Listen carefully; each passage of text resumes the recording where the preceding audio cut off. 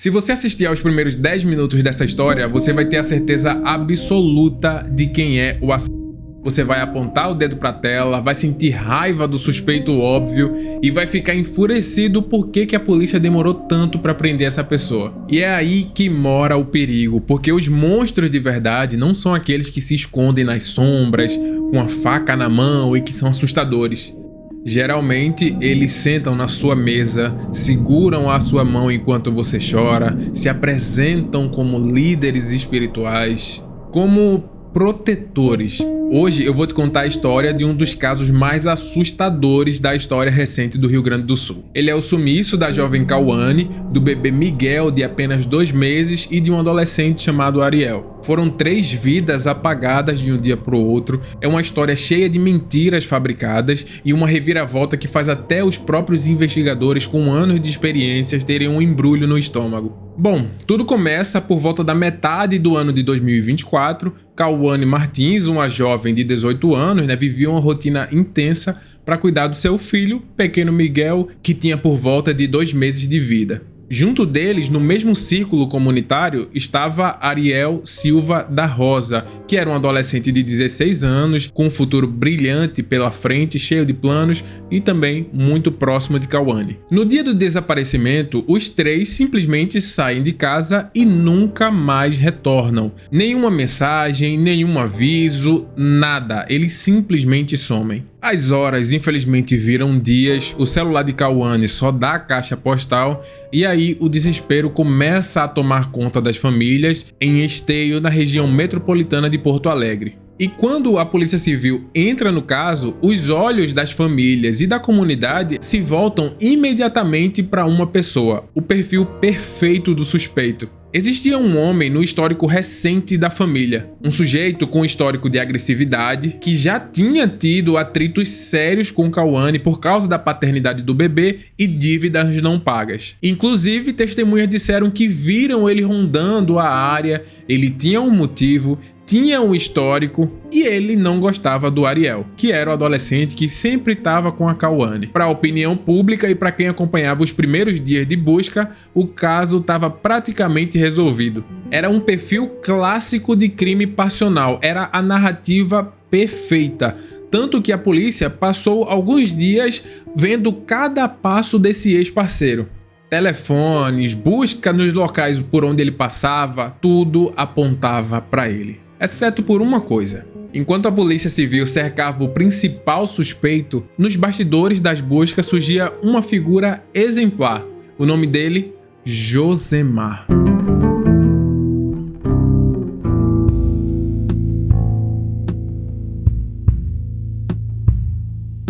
Na comunidade, Josemar não era um qualquer, ele era um líder espiritual.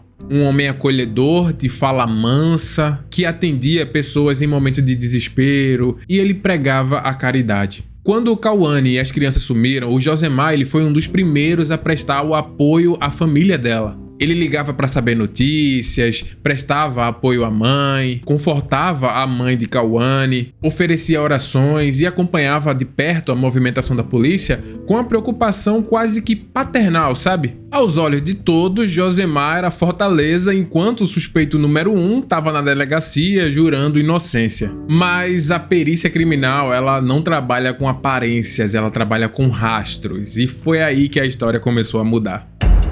A primeira contradição surgiu no sinal das antenas de telefonia.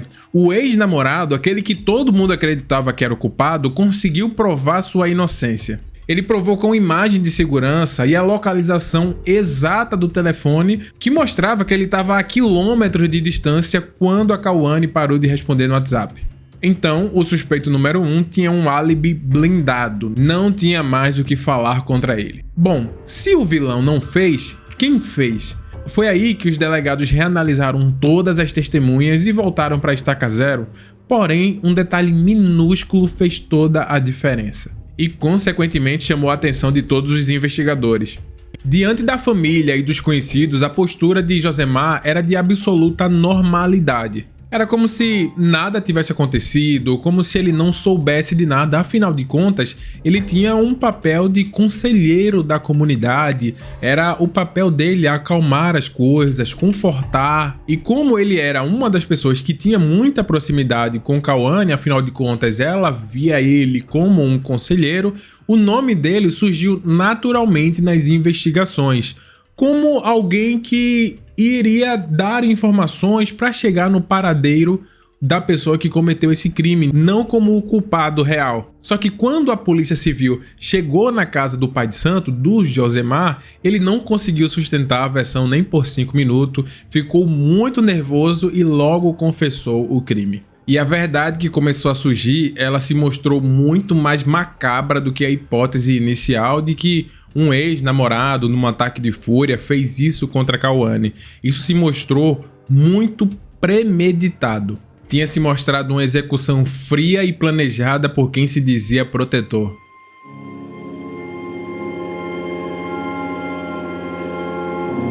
O motivo? A investigação apontou que Josemar mantinha relações e manipulações psicológicas com quem era da comunidade. Segundo a polícia, Josemar também se valia da condição de líder religioso para a corrupção de menores. O grupo que frequentava o terreiro era composto por pessoas humildes, emocionalmente desestruturadas e que buscavam na religião uma espécie de sustento.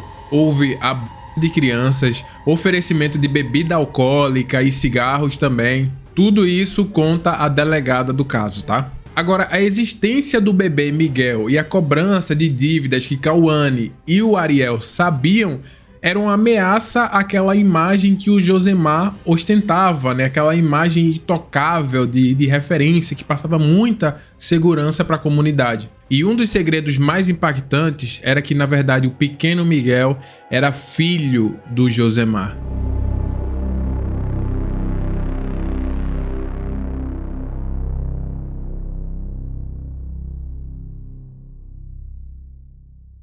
O próprio Josemar confessou, além de várias testemunhas, quando foram dar o depoimento, corroboraram essa informação de que o Josemar, na verdade, era pai do pequeno Miguel, que também perdeu a vida nessa situação.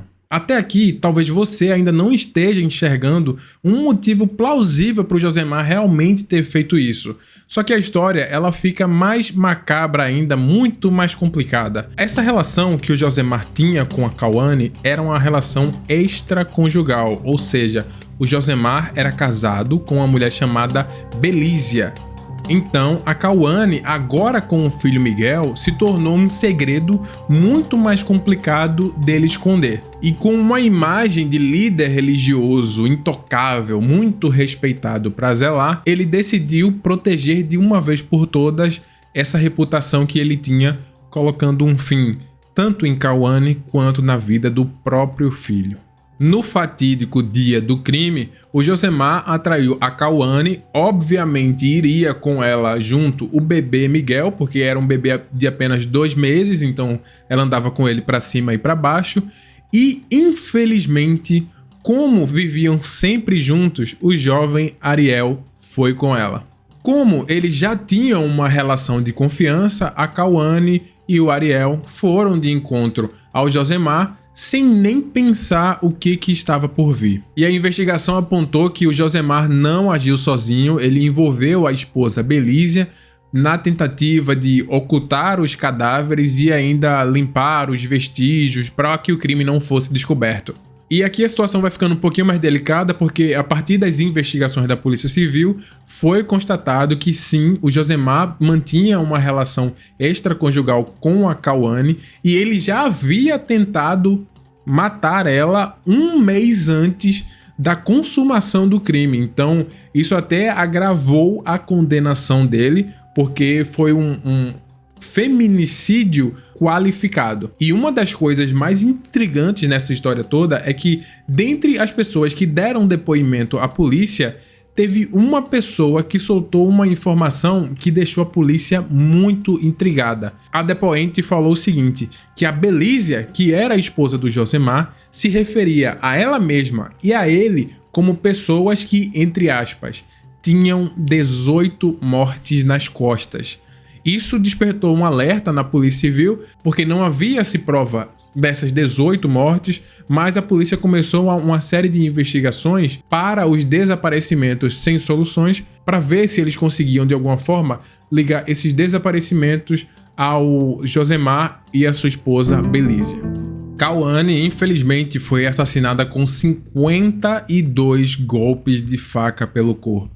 E a tipificação do crime sofreu algumas reviravoltas ao longo da investigação. Num primeiro depoimento, Josemar afirmou que matou sozinho a jovem Cauane, o filho e o adolescente Ariel. Então, na ocasião, a polícia concluiu que isso se tratava de um feminicídio. Porém, quando a polícia decidiu interrogar a esposa de Josemar, ela informou à polícia que ele apenas decidiu matar o adolescente Ariel em razão dele ter corrido, gritado para pedir socorro. E isso fez com que a polícia tipificasse o crime como um homicídio dessa vez. Se essa informação gerar um pouco de confusão para você, tipo, do que importa a tipificação do crime?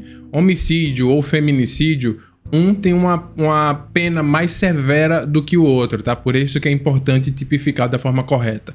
Então, a confissão de Josemar e o depoimento da esposa dele pôs em dúvida esse conflito de tipificar o crime se realmente fora antes um feminicídio. Bom, de acordo com a delegada que ficou responsável pelo caso, mais de 15 pessoas foram ouvidas, imagens foram analisadas, dados dos celulares dos suspeitos foram extraídos e foi confirmada uma relação íntima entre Cauane e o Josemar, o que confirmava também a premeditação do crime. O pequeno Miguel, ele infelizmente foi morto pela esposa de Josemar e a perícia concluiu que a causa da morte foi um traumatismo craniano.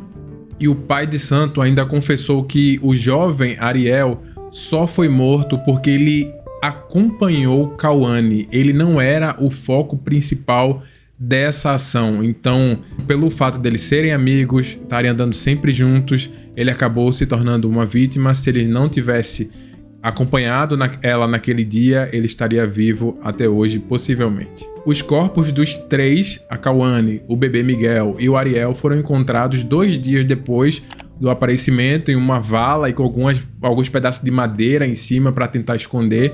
E o que era comoção se tornou revolta, porque as pessoas da comunidade não conseguiram entender como que uma pessoa que se travestia de uma imagem de confiança, né, de autoridade na fé daqueles religiosos, poderia fazer um crime tão bárbaro como esse, né, juntamente com a sua esposa. Histórias como essa nos deixam uma lição amarga sobre a natureza humana. A gente é meio que treinado pela ficção, pelos filmes, para tentar encontrar um vilão caricato, né? Alguém que a gente aponte e diga: esse tem todos os adjetivos, todos os atributos físicos para a gente dizer ele é o vilão.